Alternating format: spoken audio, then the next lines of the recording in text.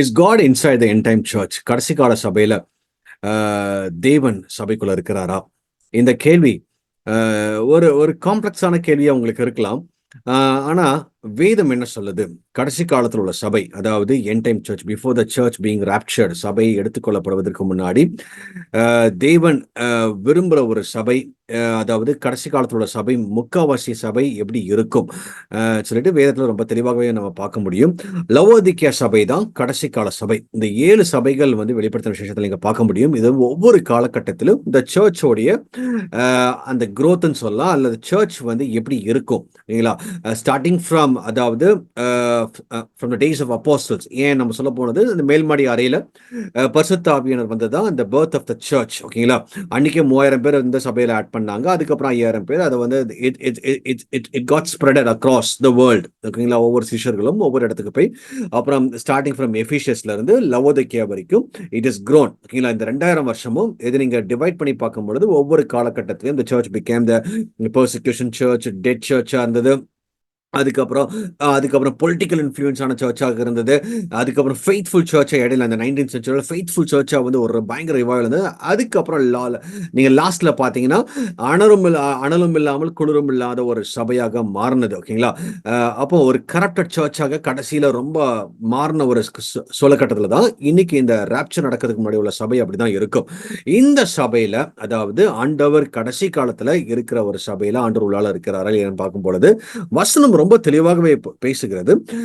வெளிப்படுத்தல் 3:20 நீங்க பாத்தீங்கன்னா, இதோ வாசற்படியிலே நின்று தட்டுகிறேன். ஆண்டவர் எங்க இருக்கிறார்னா, த டைம், அதாவது இந்த கடைசி காலம் வர வர வர ஆண்டவர் சபைக்குள்ளேயே அவரால் இருக்க முடியல. அவர் வாசற்படிக்கு போயிட்டார். ரொம்ப ஒரு பேத்தட்டிக் கண்டிஷன் ஆன இன்னைக்கு சர்ச்சஸ்.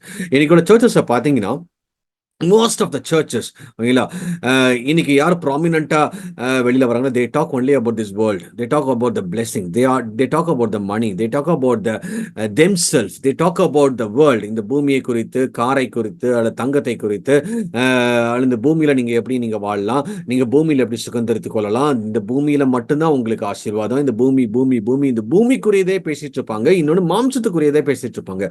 எல்லாம் மாம்சத்துக்குரியதை மட்டும் பேசி பேசி பேசி இன்னைக்கு ஆண்டவர் விரும்புற ஒரு சபை. ஓகேங்களா? there are church prepared by God. இந்த எண்ட் டைம்ல கண்டிப்பாக ஆண்டவருடைய மனவாட்டி சைலண்டாக ஒரு இடத்துல ப்ரிப்பேர் பண்ணிட்டு இருப்பாரு.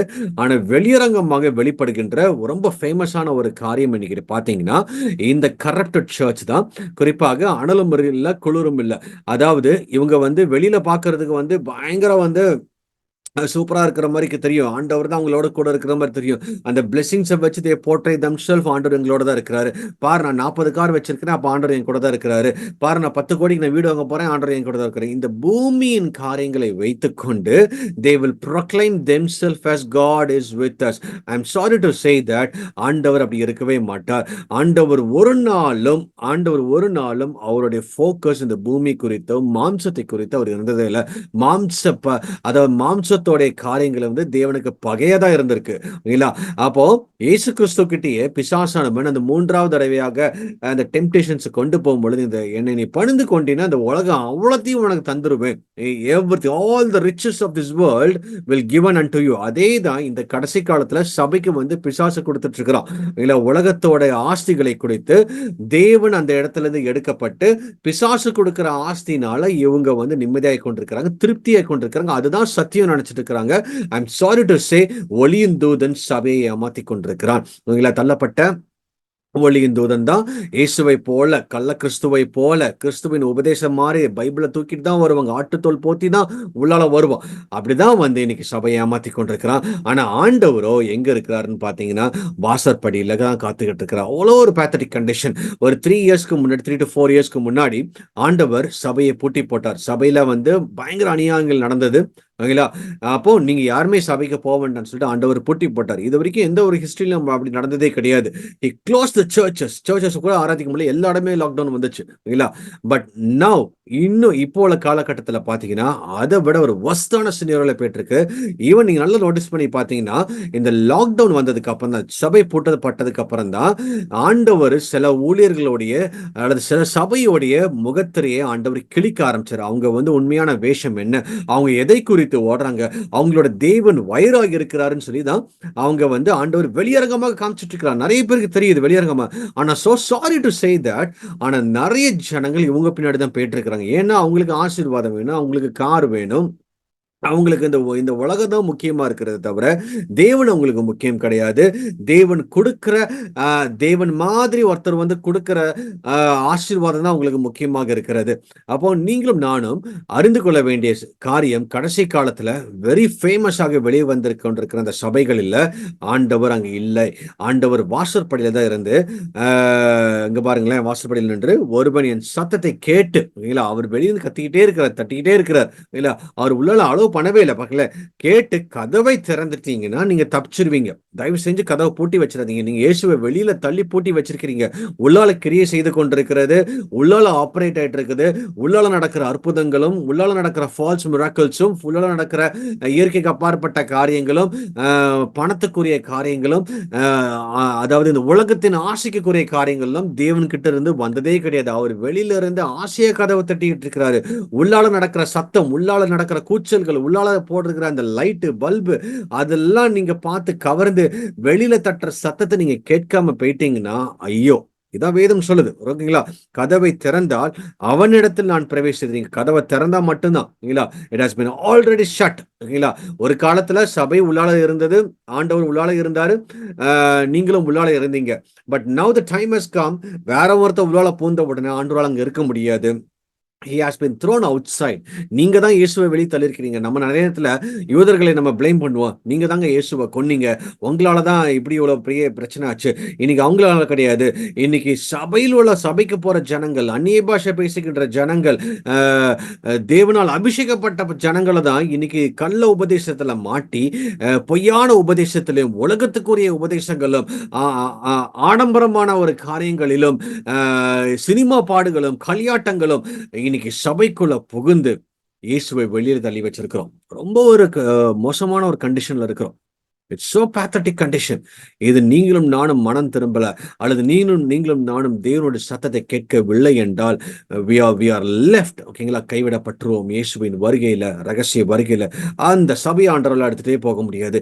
எந்த ஒரு சபை தேவனுடைய சித்தத்தை செய்யல, பரலோகத்துக்கு நேராக அவங்களை திருப்பிக் கொள்ளல, தேவனுடைய ராஜ்யத்தை குறித்து எந்த ஒரு அறிவும் இல்லை. இன்னைக்கு பாருங்களேன், இன்னைக்கு பணத்தை குறித்தோ, இந்த பூமியின் ஆசீர்வாதங்களை குறித்தோ, ஏதோ பெரிய வெல்த் மட்டும்தான் பேசிட்டு இருக்கிறாங்களே தவிர, யாராவது அப்பேற்பட்ட சபையில யாராவது வந்து தேவனுடைய ராஜ்யம் 1000 வருஷம் சாட்சியில் எப்படி இருக்க போறோம், இயேசுவோடைய ராஜ்யத்துல நீங்களும் நானும் எப்படி இருக்க போறோம், அவங்களுக்கு எல்லாமே இப்பதான் அந்த ராஜ்யம் நடந்துட்டு இருக்கிற மாதிரி ஒரு தாட். இயேசுவோடைய ராஜ்யரீகம் இனிமேல் தான் நடக்க போகுது. அவருடைய ராஜ்யம் இனிமேல் தான் இந்த பூமியில, பிசிக்கல் கிங்டம் இனிமேல் தான் இந்த பூமியில ஸ்தாபிக்கப்படணும். அதற்கு நீங்க ஆயத்தமாகறதுக்காக தான் இப்ப சபை ஆண்டவர் உண்டு பண்ணி கொண்டிருக்கிறார். சபையை எடுத்துக்கொள்வார். ஆனா இந்த சபையை கெடுக்கிறதுக்காக தான் பிசாசு அநேக வஞ்சகத்தின் மூலமாக சபைக்குள்ளாக வந்துட்டான். ஏற்கனவே உள்ளால இருக்கிறான். பிசாசு உள்ளால இருக்கிறபடியினாலதான் தேவன் வெளியில இருக்கிறாரு, வாசற்படியில் இருக்கிறாரு. அவ்வளோ ஒரு பேத்தட்டிக் கண்டிஷன்.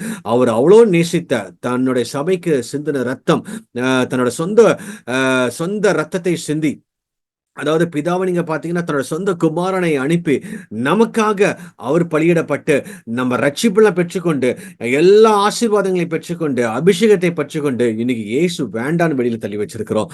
அதான் ஒரு பேத்தட்டிக் கண்டிஷன். என் டைம் சர்ச் அப்படிதான் இருக்கும். பிரியமானவர்களே, நீங்களும் நானும் எச்சரிப்போடு இருங்க. வசனத்தை வாசிங்க. ஓகேங்களா? உங்களுக்கு வசனத்துக்கு ஒத்து போகாது எந்த ஒரு டீச்சிங் உங்க சபையில இருந்தாலும் தயவு செஞ்சு வெளியில வந்துருங்க. ஓகே, அதுக்கு நீங்க காம்ப்ரமைஸ் பண்ணாதீங்க. அல்லதுங்க இல்லைங்க பரவாயில்லைங்க நாங்க அப்படியே இருந்துட்டு சொல்லிட்டு அந்த ஒரு வாய்ப்பை இனிமேல் உங்களுக்கு இருக்கக்கூடாது. நீங்களும் நானும் சத்தியத்துல நிலைத்திருக்கணும். இயேசு இல்லாத சபை உங்களுக்கு அந்த சபை தேவையில்லை. நீங்க இயேசுவை வெளியில தள்ளிட்டு நீங்க உள்ளால இருந்துட்டு கை தட்டி ஆராதிச்சுட்டு எவ்வளவு லைட்டை போட்டு எவ்வளவு ஏசியில உட்கார்ந்துட்டு எவ்வளவு நீங்க சத்தம் போட்டாலும் there is no use at all. First you need to listen the voice, the knocking door voice. அந்த கதவை தட்டுற சத்தத்தை நீங்க கேட்டு நீங்க ஒருவேளை கதவை திறந்து உங்களுக்குள்ளே அலோவ் பண்ணி நீங்க எஸ்கேப் ஆயிருங்க. தேவனுடைய ராஜ்யம் மிக சமீபமாக இந்த பூமி பூமியில ஸ்தாபிக்கப்பட போகுது. அந்தி கிறிஸ்துவோடைய ராஜ்யம் அதுக்கு முன்னாடி வரும். அதற்கு முன்னாடி ஆண்டவர் சபையை எடுத்துக்கொள்ளுவார். அப்ப கடைசி காலத்துல அநேக சபைகள் வஞ்சிக்கப்படும். அநேக ஊழியர்கள் வஞ்சிக்கப்பட்டிருக்கிறாங்க. ஏற்கனவே அவங்க வஞ்சகத்தோட தான் இன்னைக்கு ஜனங்களை வழிநடத்தி கொண்டிருக்கிறார்கள். பண ஆசையினாலும், பொருள் ஆசையினாலும், கண்களின் இச்சையினாலும், மாம்சத்தின் பிரியத்தினாலும், இந்த பூமிக்குரிய இச்சைகளிலும், பூமிக்குரிய ஆசைகளும் தான் அவங்களை விதைத்திருக்கிறார்களே தவிர தேவனை குறித்த ஆசை அவங்க பத்தி பேசல. தேவனை பத்தி பேச மாட்டாங்க. தேவன் விரும்புறது என்னன்னு பேச மாட்டாங்க. தேவனுடைய திட்டம் என்னன்னு பேச மாட்டாங்க. தேவனுடைய திட்டம் எல்லாம் நீங்க ஆசீர்வதிக்கப்படுறது மட்டும்தான் பேசுவாங்க. அப்படி யாராவது பேசிட்டு இருந்தாங்கன்னா அந்த சத்தியத்தை கேட்குறீங்களா? தயவு செஞ்சா அந்த சபையில தேவன் கிடையாது. தேவன் அந்த சபையில வாசற்படிகள் வந்து ஒரு சான்ஸ்க்காக வெயிட் பண்ணிட்டு இருக்கிறாரு. இஃப் தே ரிப்பெண்ட், இன்னும் அந்த டைம் இருக்கு. இன்னும் மனம் திரும்புறதுக்கு நீங்க ஒருவேளை நீங்க ஊழியரா இருக்கலாம், நீங்க பாஸ்டரா இருக்கலாம். நீங்க மனம் திரும்பினீங்கன்னா ஆண்டவர் உங்களை சந்திப்பார்.